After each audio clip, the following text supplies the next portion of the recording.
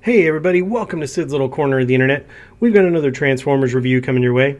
This time around we're going to be taking a look at the Transformers Rise of the Beasts Terrorcon Nightbird. This is their Flex-Changers line, so kind of like a one-step transformer, so don't expect anything too complicated here. But let's go ahead and bring that packaging in and take a look. And right up there you've got some nice artwork of Nightbird, and you've got Rise of the Beast there. And then looking inside the package, you've got some of those petroglyphs. Got a couple product shots there, Transformers Rise of the Beasts.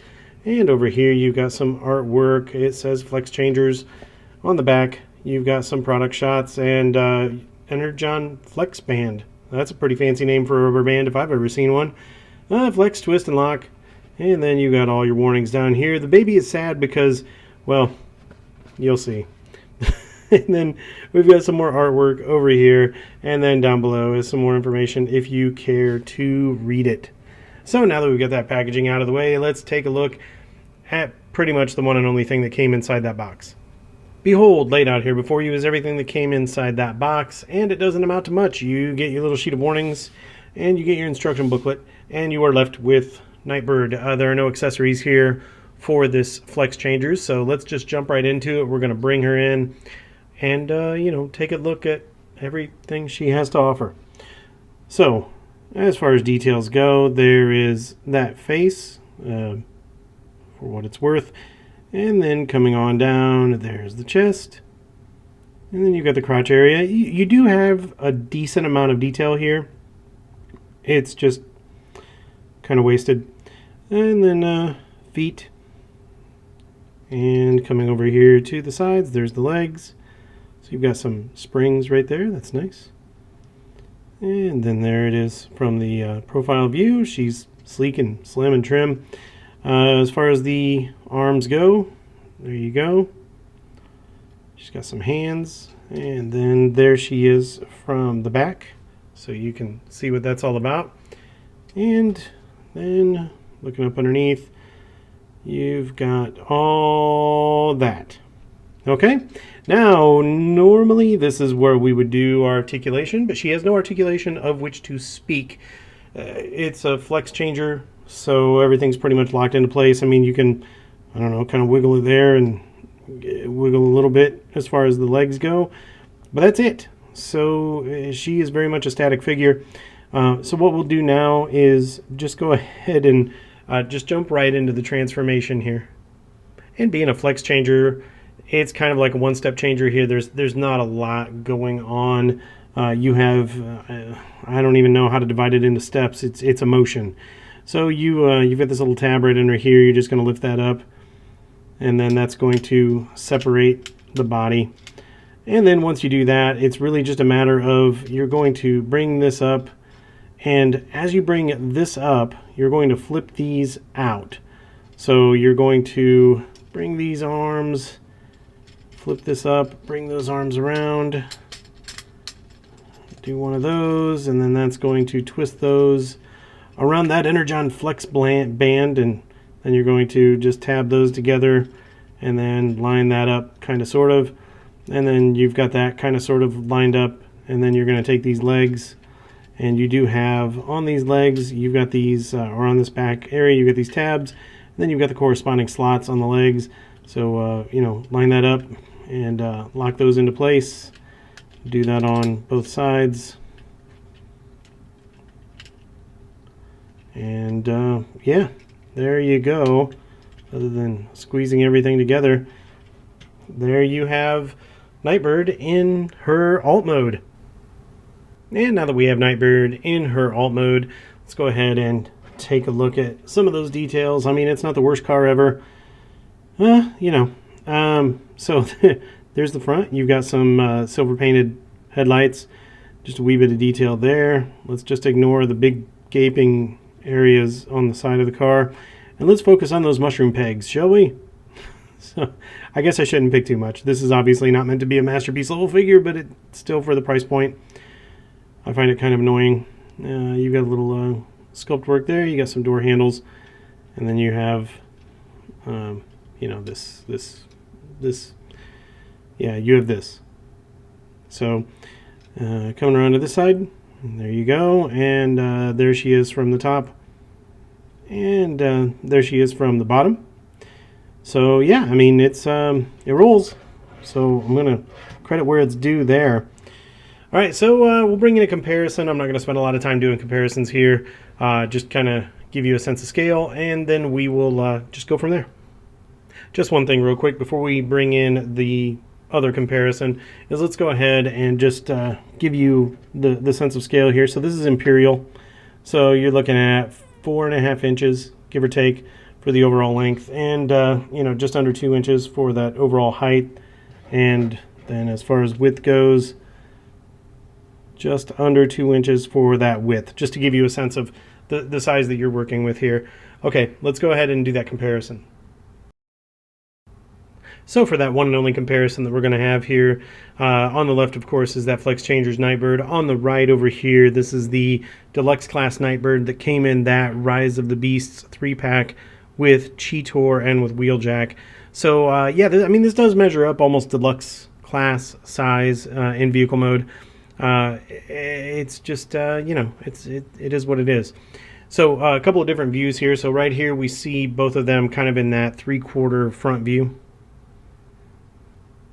Here they are with that 3/4 rear view. Here we see them front to front. Here they are rear bumper to rear bumper. And for our final view, here they are coming right at us. All right, let's go ahead and get Nightbird changed back into her bot mode. As you may have come to suspect, there's not a whole lot to this, so let's go ahead and get her changed back into her bot mode. So all you're going to do is you're just going to disconnect these legs back here from this part of the body. So just give them a pull. And then once you do that, everything starts to fall apart. And I don't mean that in a bad way, I just mean everything starts to fall apart. And then you're just going to raise the body up right here like this. As you raise, you're going to take these arms, you're going to split them, you're going to rotate them inwards and around, and then as you rotate, she flips her head, and then you've got this big tab right there that's going to correspond to that big slot right there, and you're going to just connect those together. And yeah, I mean, that's, I don't know what more you expect, but that's it. So there you go. So for our one and only bot mode comparison, here we see on the left, of course, is that Flex-Changers Nightbird, and on the right is the Deluxe Class Nightbird that came in that 3-pack with Cheetor and with Wheeljack. And obviously, huge difference here between the Flex-Changer and the Deluxe Class. Relatively close in size, but that's about it as far as commonalities go.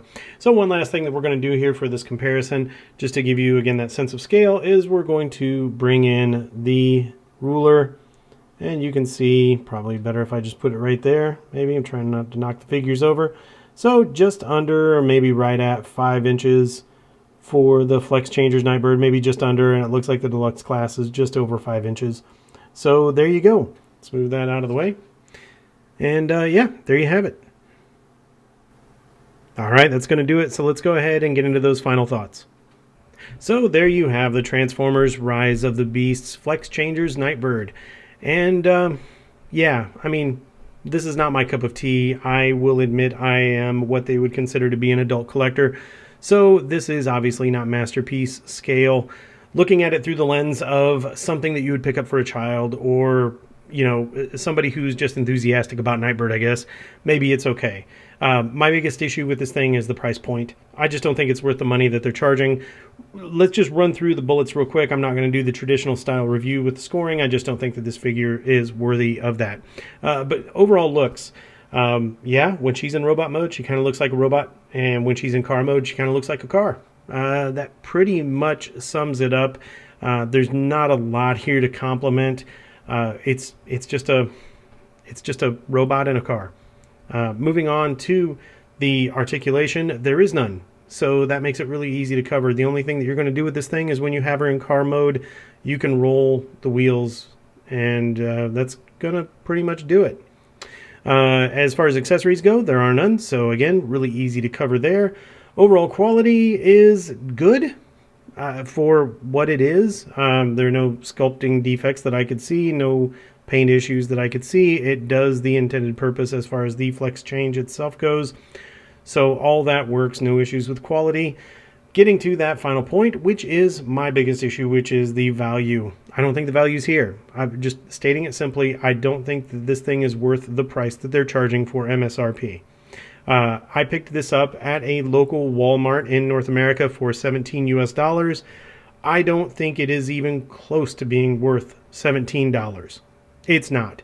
It should be less than a core class figure, in my opinion. You don't get any real engineering here. You get a couple pieces of plastic with a rubber band or two. It's waste. Again, if you're getting this for a kid, if you're getting this for somebody who just can't get enough of Nightbird, fine. That's all well and good. But the price still is awful. $17 for this? For this? No. I think this should be sub $10. So I don't think the value is there. I would encourage you highly, if you're interested in this, wait till it's on sale, get it in a bargain bin, get it secondhand, pick it up at a garage sale in a few years, because Lord knows there's going to be plenty of them at garage sales. But yeah, just don't pay 17 US dollars for this. So with that, that's going to wrap it up. I didn't want to sound too negative on this. I recognize that this is not a masterpiece level. I'm trying not to look at it through the lens of that. I'm just looking at it through the lens of the incredible amount of money that they want to charge for a little bit of plastic and some rubber bands. All right, so that's it. I'll stop preaching. I hope you guys got some good information out of this. I hope you were entertained. If you haven't already done so, be sure to hit the like button. Be sure to subscribe. Leave a comment if you feel like it. And one last favor to ask, if you know of anyone that would like what we do here as far as the videos are concerned, feel free to share this video with them. Share the channel with them. It's always fun to meet new people and to watch the channel grow.